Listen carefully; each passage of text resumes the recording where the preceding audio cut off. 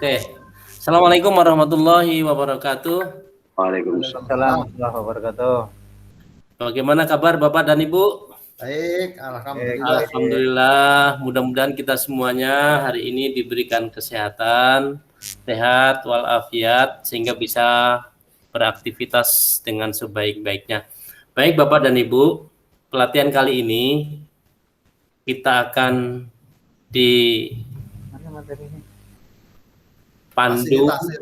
difasilitasi oleh Bapak Agus Tridoyo MM yang akan menyampaikan masalah evaluasi lingkungan, analisis lingkungan. Nah, untuk supaya kita mendapatkan keberkahan, maka kita akan mengawali materi ini dengan bersama berdoa.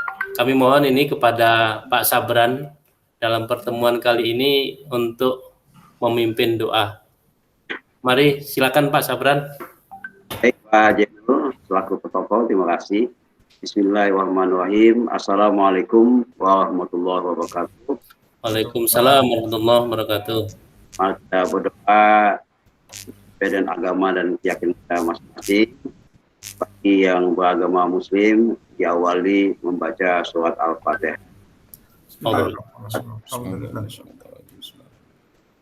Ya karena Amin. Amin ya Allah ya Rahman ya Rahim. Amin. Ini pelatihan kami laksanakan ya Allah, semoga lancar, tepat waktu ya Allah. Amin. Ya Rahman ya Rahim, yang benar itu benar ya Allah. Amin. Jalannya acara ini dapat baik ya Allah. Amin. Dalam Muhammadin wa alihi washabihi ajmain. Walhamdulillahirabbil alamin. Wassalamualaikum warahmatullahi wabarakatuh. Waalaikumsalam warahmatullahi wabarakatuh. Terima kasih Pak Sabran. Mudah-mudahan kita semuanya dibimbing oleh Allah Subhanahu wa taala. Selanjutnya kami persilahkan Pak Agus Tridoyo untuk menyampaikan materinya. Kami persilahkan Pak. Ya. Terima kasih Pak Zainal selaku moderator. Baiklah Bapak Ibu, Assalamualaikum warahmatullahi wabarakatuh. Waalaikumsalam warahmatullahi wabarakatuh. Ya. Pada kesempatan kali ini saya berterima kasih pada moderator yang memberikan waktunya dan kesempatan kepada saya untuk menyampaikan satu materi yakni tentang analisa lingkungan sekolah. Nah, jadi analisa lingkungan sekolah ini yang saya presentasikan sesuai dengan lingkungan kita, yakni kita berada di Samarinda, ibu kota Kaltim. Yang pertama, analisa lingkungan belajar itu yang pertama terkait dengan sumber daya alam dan sosial budaya di Kaltim, terutama di Samarinda. Jadi di Kaltim ini kita punya SDA yang sangat mendukung karena sumber daya alam Kaltim ini sangat kaya. Ada beberapa tambang batu bara, tambang emas, kemudian hutannya juga itu sangat mendukung untuk sumber daya alam kita. Kemudian dari sosial ekonomi SMK 1 dan juga termasuk SMK 4 itu merupakan salah satu sekolah favorit yang ada di Samarinda. Kemudian animo masyarakat untuk masuk ke SMK 1 dan SMK 4 itu sangat besar. Terbukti setiap PBDB itu kita selalu didatangi oleh masyarakat ingin masuk ke SMK 1 dan SMK 4.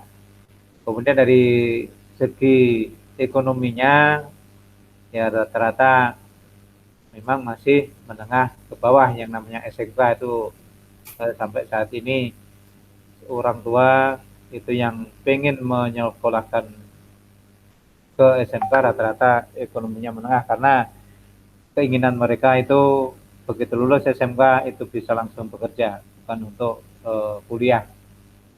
Kemudian dari segi budaya masyarakat Kaltim ya Samarinda juga banyak pendatang, jadi sangat heterogen dari Jawa, Sulawesi, macam-macam. Karena penduduk aslinya di sini hanya Kutai dan Dayak, itu jumlahnya tidak seberapa. Jadi masyarakatnya di sini sangat heterogen dan sukunya sangat bermacam-macam karena banyak pendatang tadi. Kemudian berikutnya sumber pendanaan. Sumber pendanaan di sekolah ini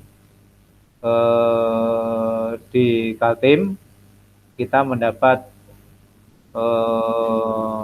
bantuan dari pemerintah provinsi ya berupa bantuan operasional daerah yaitu Pusda.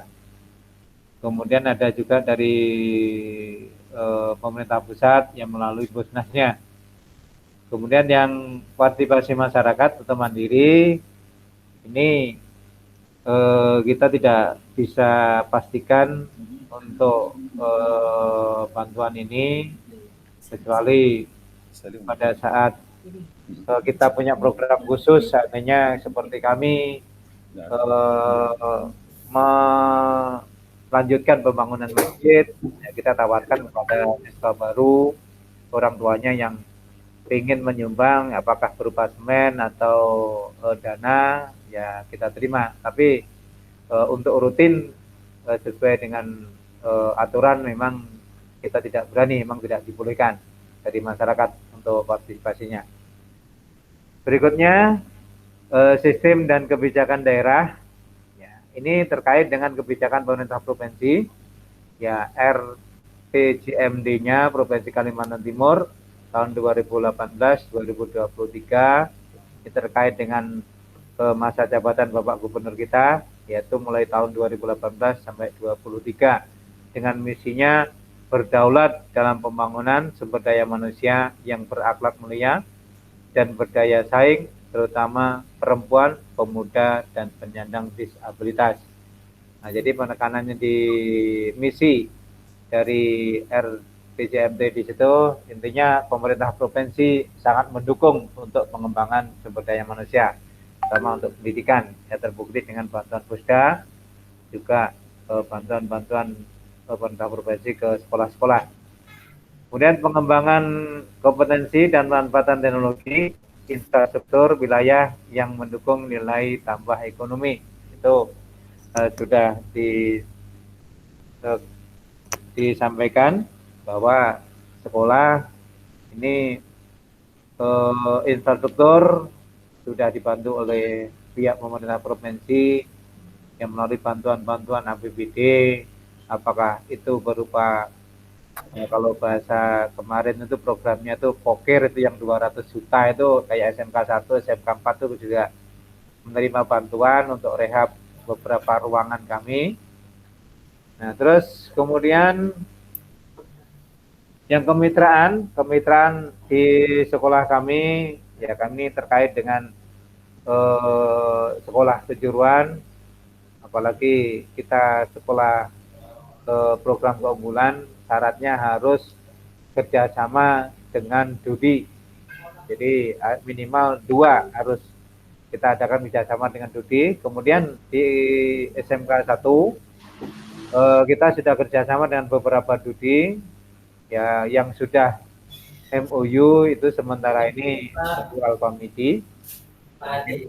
DUDI yang lain termasuk Asita ini pariwisata, kita kerjasama dengan Asita, dengan Hotel Indonesia. Nah, dengan Hotel Indonesia ini kita sudah MOU, kemarin sudah saya tanda tangani. Terus kemudian dengan arsip daerah ini yang dari perkantoran, lembaga administrasi negara itu juga perkantoran. Kemudian yang akuntansi lembaga itu dengan Bank Indonesia dan Bank Kaltim Utara. Nah, itu tadi yang sudah kami MOU itu Alpamidi, Hypermat, dan Lotte. Ya, ini yang untuk mendukung program keunggulan kita. Kemudian yang untuk akuntansi masih ada lagi dengan lembaga akuntansi publik. Nah, ini yang berikutnya lagi dengan TVRI, SCTV, MCTV, itu dari multimedia. Nah, kemudian dengan Telkom, Lintas Maya, itu dari program keahlian TKJ. Lanjut Mas Arwi, berikutnya. Mas Arwi? Ya. Ya, kemudian analisa kebutuhan sekolah. Nah, kebutuhan sekolah ini terkait dengan peserta didik, guru dan tenaga pendidikan sarana prasarana. Yang pertama peserta didik.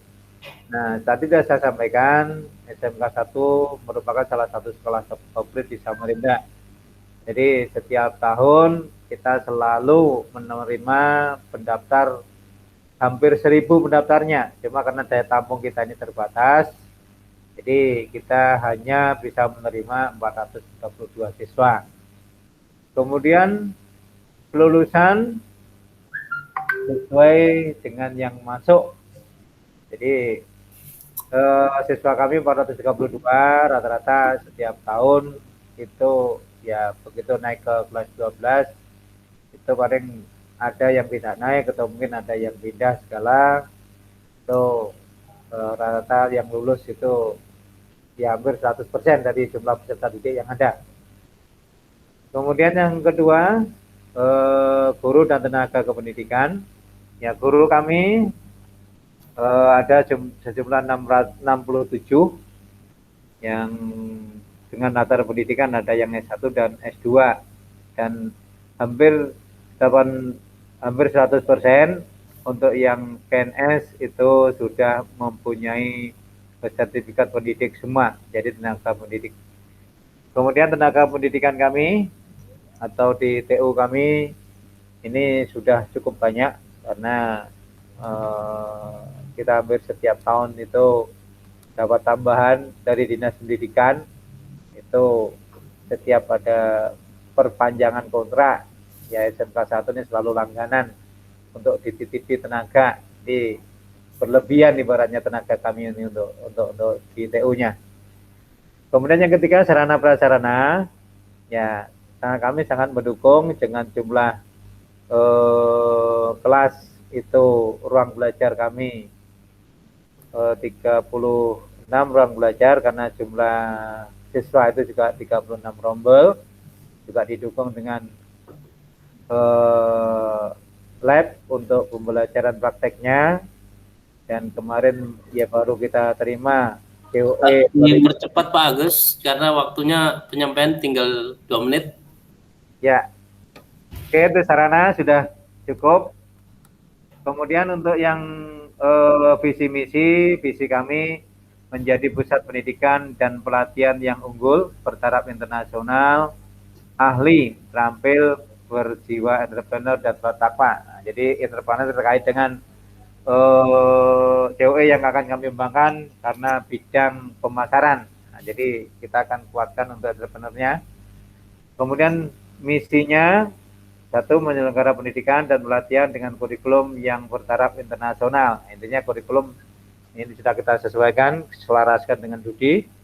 Kemudian kedua, menyelenggarakan pendidikan dan pelatihan sesuai dengan tuntutan dunia kerja. Yaitu tadi, kurikulum sudah kita selaraskan dengan Dudi dalam menyusunnya juga.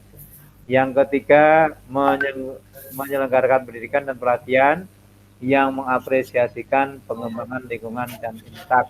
Jadi menyesuaikan dengan kebutuhan lingkungan, masyarakat, juga penekanan imtak untuk siswa-siswa kami.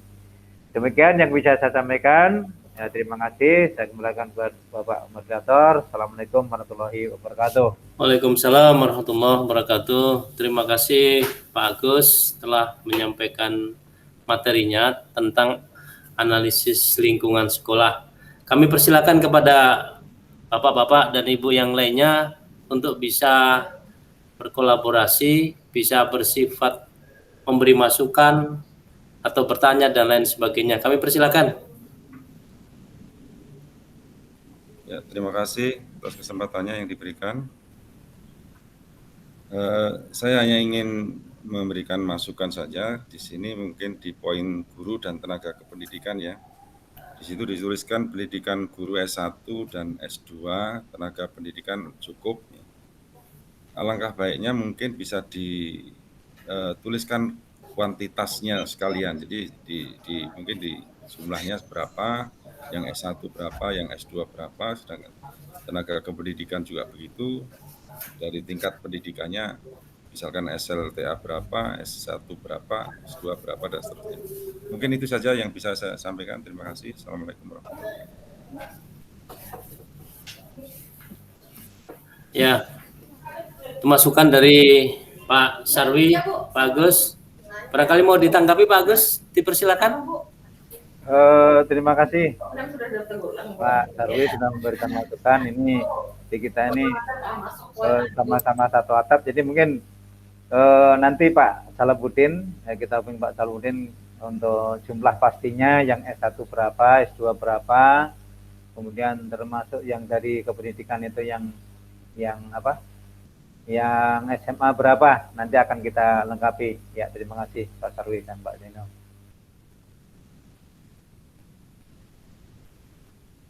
Demikian Pak Sarwi, tanggapan dari Pak Agus sebagai pemateri. Dipersilakan.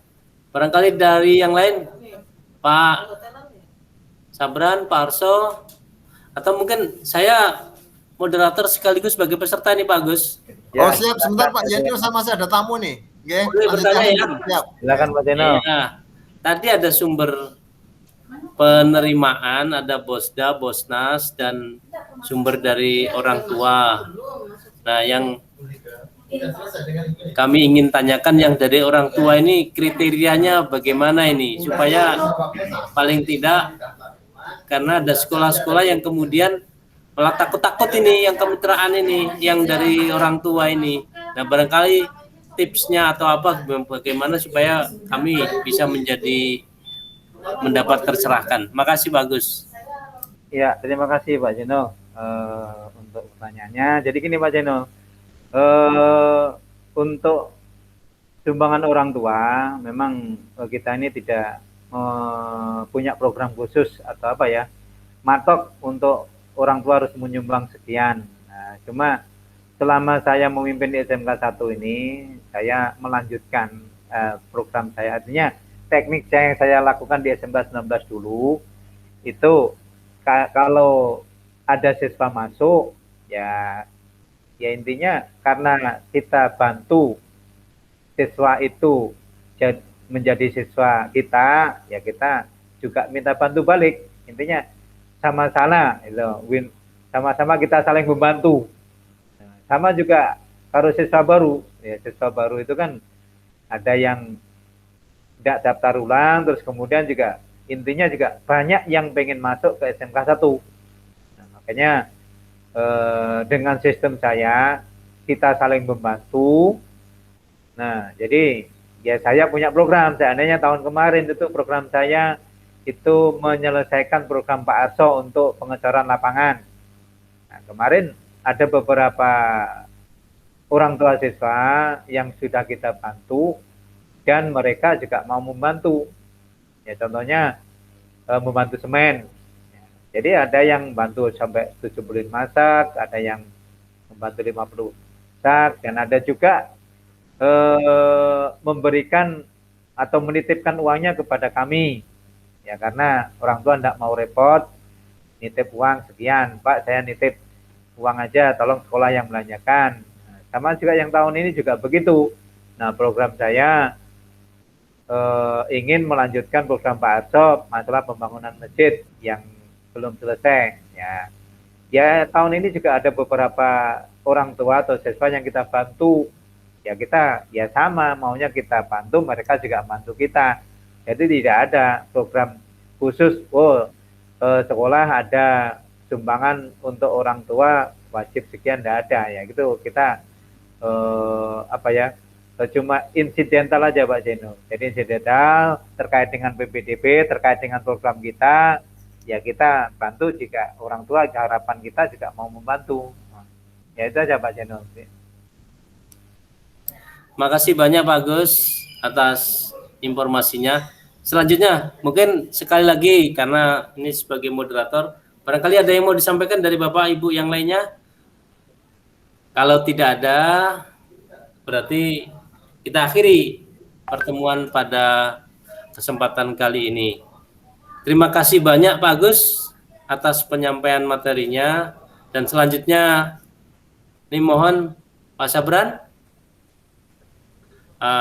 Ini ya, Pak Sabran Pak Sabran? Oke. Oke. Mohon dipimpin doa untuk menutup kegiatan pada kesempatan kali ini. Kami persilakan Pak Sabran. Terima kasih kepada protokol. Mari kita sama-sama berdoa. Pelatihan ini, mudahan acara ini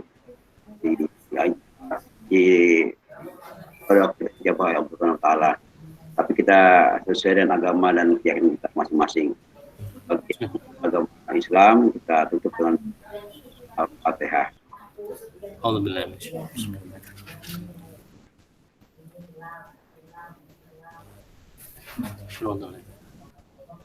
Terima kasih.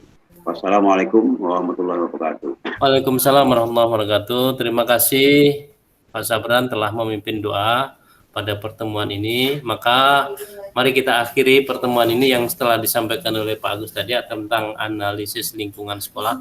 Mudah-mudahan kita semuanya bisa mengambil manfaat dan bisa mengaplikasikannya. Kita akhiri. Assalamualaikum warahmatullahi wabarakatuh. Waalaikumsalam warahmatullahi. Siap, ya Nur. Ya, dimatikan dulu Pak Sarwi. Sudah. Istirahat dulu, kesel. Orangnya snacknya nggak ada di sini. Rekamannya ditutup. Udah ditutup rekamannya.